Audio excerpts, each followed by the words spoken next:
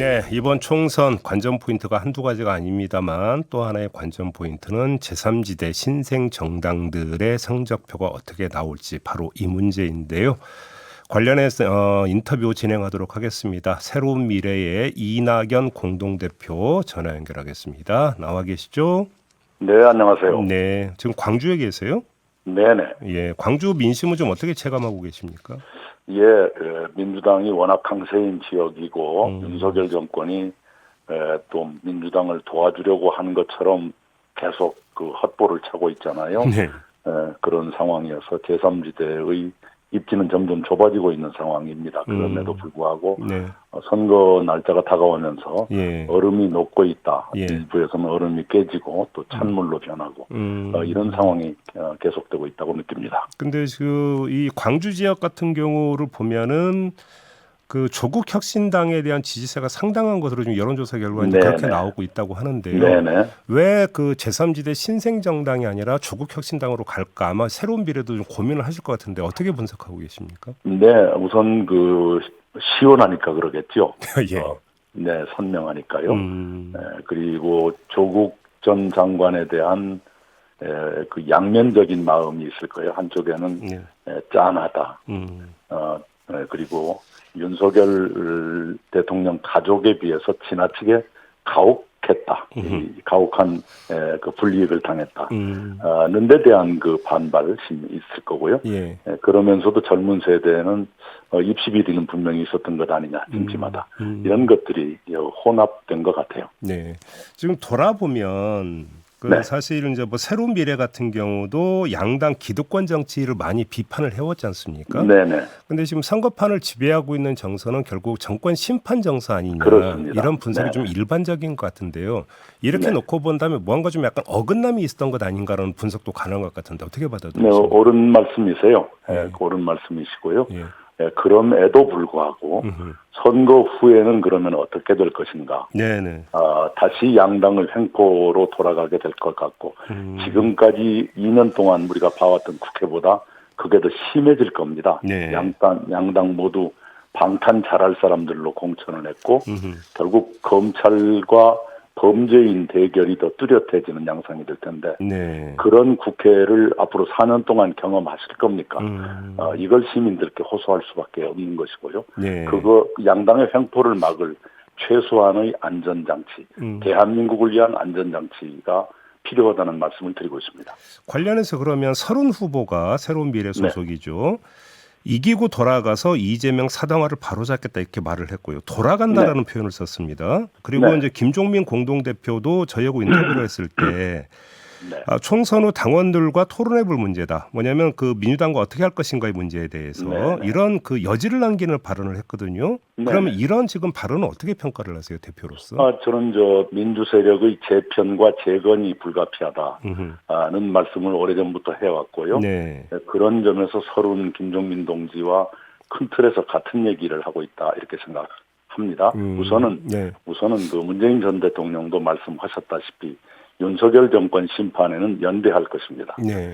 그리고 민주 세력 재편과 재건에서는 저희 새로운 미래가 대안 중에 하나가 될 수밖에 없을 것이다 이렇게 봐요. 왜냐하면 다른 그 정파들의 지도자들이 모두 사법 리스크를 안고 있는 분들이기 때문에 그러지 않은 사람, 그러지 않은 얼굴 몇이라도 필요할 것 아니겠어요. 안 그러면 완전히 검사 대 범죄인의 대결이 될 텐데 그래가지고 국민 다수의 동의를 얻을 수 있을 것인가.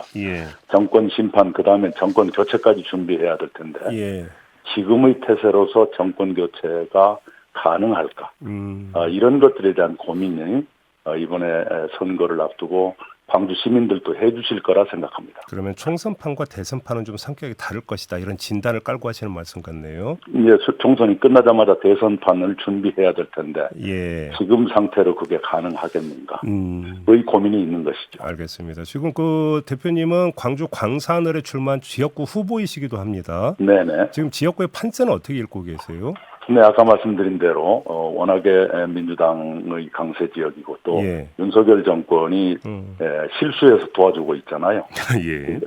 양당의 그런 뭐 상부상조랄까요? 그것 때문에 저희 같은 제3 세력들이 이렇게 좁혀지는 안팎 곱사등이가 되는 그런 양상이죠. 아, 그래요. 그러면 지금 대표님 같은 경우는 총선 이후에 뭔가 본인의 역할을 어떻게 설정하고 계세요? 네, 제가 민주 세력 재건의 씨앗이 되겠다는 말씀을 오래전부터 하고 있습니다. 예. 농부들은 굶어도 종자는 먹지 않는다는 속담이 있는데 그 종자 한 대 들고 집을 나온 농부의 심세 같은 그런 심정이에요. 예. 그러나 누군가는 그 종자를 보존해야 되는데 예. 그 민주당의 오랜 종자는 제 손에 있습니다. 예. 이것을 어떻게든 살려가겠습니다. 그걸 활용해 주십시오. 이런 말씀을 드리고 있습니다. 알겠습니다. 조금 전에 그 대표님께서 잠깐 문재인 전 대통령 언급을 하셨는데 지금 문재인 전 대통령 이른바 낙동강 벨트 후보 지원에 좀 나섰고요. 네네. 근데 이걸 두고 좀 논란이 있습니다. 일단 문재인 전 대통령의 지원은 어떻게 평가를 하십니까? 우선은요. 이건 대단히 한국적인 이상현상인데요. 네. 미국 같으면 오바마 대통령이 대놓고 트럼프 비난도 하고 바이든 지원도 하고 하지 않습니까? 전직 대통령은 그냥 자연인으로 돌아간 분인데 그걸 전직 대통령도 초당적일 것이다 하는 위선 구조에 우리가 갇혀 있거든요. 바로 문재인 대통령도 바로 그런 걸 의식해서 그동안에 많이 참았다고 생각을 해요. 그런데 참아서는 안 되겠다. 참는데도 한계가 있다. 이 정도는 해도 되겠다 하는 마음을 가지신 것 아닌가 싶네요. 아, 그렇게 평가를 하시고. 근데 이제 그 좀 약간 비판하는 목소리 중에는 잊히고 싶다고 본인이 이야기하지 않았느냐. 네네. 뭐 이 점으로 환기를 시키던데요. 잊히지 않게 하신 분이 윤석열 대통령이세요. 네, 그건 남 탓할 일이 아닙니다. 그래요. 좀 잊혀지게 좀 도와주시면 얼마나 좋아요. 그 문재인 정권과 관련된 질문 하나만 더 드릴게요. 어제 그 제주 4.3 희생자 추념식이 있었고, 이때 윤석열 대통령과 한동훈 국민의힘 비대위원장이 불참을 했는데, 한동훈 위원장이 유세 과정에서 어떤 말을 했냐면 제주 4.3 관련해서 직권재심을 군사법원이 아니라 일반 법원까지 확대한 것이 바로 자신이 법무부 장관을 했을 때 이 정부에서였다. 문재인 정권은 그거 해주지 않았다. 이런 말을 했는데 좀 사실관계 좀 확인해 주실 수 있습니까? 네, 우선 4.3 특별법 전면 개정이 2022년 2월 말일쯤에 있었을 거예요. 문재인 대통령 그리고 제가 더불어민주당 대표할 때 있었고요. 그 법에 따른 이행이 지금도 계속되고 있다. 그런 뜻일 겁니다. 우리 한동훈 씨가 남 탓만 하다가 이제 자기 잘한 그것을로 하는 것 같은데 그 이전에 있었던 일도 좀 이렇게 법이 어떻게 됐다는 얘기도 하시는 것이 법무장관다운 일일 것이다 라고 생각을 해요. 바로 그 4.3 특별법 전면 개정에 따라서 유가족들에 대한 배상 보상이 지금 진행되고 있는 것 그걸 참 큰 보람으로 저는 느끼고 있고요. 그리고 현 정부가 그걸 방해하지 않는 건 고맙게 생각합니다. 그러나 그 추념식에 참석하지 않은 것, 더구나 작년에는 윤석열 대통령이 참석해서 그 희생자들에 대한 추도라든가 유가족들에 대한 위로의 말은 별로 하지 않고 제주 관광 얘기만 하고 지나갔거든요. 참석한 게 아니라 이제 그 한덕수 총리가 대독한 추념사에서 참석한 건 당선인 신분일 때 한 번 참석을 했었어요. 네, 그래요. 맞습니다. 그런데 이 말씀을 하고 싶어요. 대통령은 역사의 관광객이 아닙니다. 역사의 관광객이라고 생각하지 말고 역사를 마주보고 끌어안고 하는 그런 자세를 갖는 것이 옳을 거예요. 근데 하나만 더 질문 드릴게요. 이러면 이제 보수 쪽에서 어떤 이야기를 하냐면 그러면 문재인 대통령이나 이런 분들은 서해 수요일 날에 참석한 적이 있느냐. 또 이런 이야기를 하던데 이건 어떻게 받아들이세요? 서해수. 네, 그건 아쉬운 일입니다. 아쉬운 일인데 저는 그 대통령은 어떤 일이든 간에 역사를 끌어안는, 역사를 마주하는 직시의 자세가 필요하다 이렇게 생각을 합니다. 그때 대통령이 무슨 일로 불참했는지는 제가 기억하지 못합니다만은 알겠습니다. 어느 쪽이든 간에 그런 논쟁이 없게 되는 것이 바람직하다고 생각합니다. 알겠습니다. 다시 선거판으로 좀 돌아오겠습니다. 이제 애당초 그 대표님은 새로운 미래의 총선 목표를 30석으로 말씀하신 바가 있었는데요.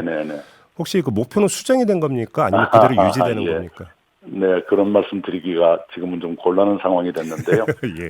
거대 양당이 나쁜 의미에서 너무 협조를 잘하고 있네요. 네, 그런데 그것 때문에 국가가 볼모로 잡혀가는 양상, 예. 그리고 다음 22대 국회가 우리가 지금 경험했던 그 국회보다 더 험악한 국회가 될 것 같은 그런 느낌 때문에 네. 굉장히 위기의식을 느끼고 있습니다. 우리 국민, 특히 광주 시민 여러분께서 네. 이 다음 국회가 지금보다는 나아지게 해주십사 예. 이 말씀을 꼭 드리고 싶어요. 자, 만약에 그 새로운 미래가 원내에 진출한다고 이제 가정을 하고요. 이제 네. 그러니까 22대 국회가 개원한 다음에 네. 이제 그러니까 연대의 틀이 어떻게 되고 연대의 내용이 어떻게 되느냐가 좀 궁금한데요. 한번 예를 들어서 질문을 드려볼게요. 이제 조국혁신당에서는 김건희 특검, 한동훈 특검을 이야기를 하고 있지 않습니까? 네. 그러면 같이 공조할 수 있는 겁니까? 이제 구체적인 사안까지는 그때 가서 따져봐야 되겠습니다. 네. 따져봐야 되겠는데, 예. 여야가 공정한 네. 법치주의의 대상이다라는 대원칙을 지켜야 할 것입니다. 그래서 지금 야권 인사들, 조국 대표 가족이라든가 네. 그쪽에 너무 가혹했다라고 한다면 그런 공정성 시비가 없게 하는 조치는 예. 찬성할 수 있다고 생각합니다. 예. 근데 사실 22대 국회 개원 이전에 지금 21대 네. 국회 임기도 사실은 5월 말까지 남아 있는 거거든요. 네네. 아마도 21대 국회의 마지막 어떤 정치 과제가 이런 거 최상병 특검 쪽이 될 것 같은데요. 네네. 이거는 네. 지금 새로운 미래가 어떻게 지금 임할 계획이실까요? 최상병 특검은 해야 합니다. 이것은 굉장히 복잡한 권력 내부의 그 범죄 냄새가 나는 것들이거든요. 그래요? 그 사건의 진실을 가렸다 또는 예. 진실을 가리고자 한 정의로운 군인을 압박했다. 그렇지 마치 외국 영화에나 등장한 예. 여러 가지 비리의 요소가 다 끼어들어 있기 때문에 예. 특검에 아주 적합한 사안이라고 생각합니다. 그러면 그거는 그 총선이 끝나자마자 바로 추진을 해야 되고 찬성을 한다 이런 입장으로 네, 찬성합니다. 네, 찬성합니다. 이해를 하면 되는 거겠고요. 네네. 알겠습니다. 인터뷰 마무리하기 전에 전직 총리께 좀 질문을 드릴게요. 네. 이 의정 갈등 있지 않습니까? 네네. 그 대국민 대통령 담아 보셨죠, 대표님? 네. 지금 정부가 어떻게 풀어야 된다고 생각을 하세요? 조언을 빨리 대화를 해야지요. 예. 빨리 대화를 하고요. 예. 네, 그리고 저희가 이미 3차례나 중재안을 냈는데요. 지금 2,000명이라는 건 현행 입시 정원의 의대 정원이 65%거든요. 네. 세상에 65%를 단숨에 올리겠다는 건 이건 서부 영화가 아니고는 불가능한 얘기입니다. 예. 네, 그래서 저희가 제안한 대로 몇 년 동안 15 내지 20%씩 증원해 가면서 이렇게 연착륙하도록 하는 것이 현명한 방법일 것이다. 네. 이렇게 보고요. 의료 대타협 위원회 같은 걸 조성해서 예. 빨리 대화를 하라. 이것이 저희 중재안에 포함됩니다. 그러면 그 정원 2,000명 철회가 대화의 어떤 전제가 돼야 된다고 보시는 겁니까? 네, 뭐 철회라기보다는 예. 단번에 2,000명이라고 하는 건 처음부터 그건 비현실적입니다. 그래서 그 목표를 중장기적인 것으로 돌려놓으면서 이렇게 소프트 랜딩하는 연착륙하는 방법이 현명할 거예요. 알겠습니다. 이 국민과 의사가 국민의 생명을 같이 외면한다. 이런 야만적인 사태가 없길 바랍니다. 그건 대통령이 먼저 풀어야 됩니다. 자, 여기까지 진행하도록 하겠습니다. 고맙습니다, 대표님. 네, 감사합니다. 네, 이낙연 새로운 미래 공동대표였습니다.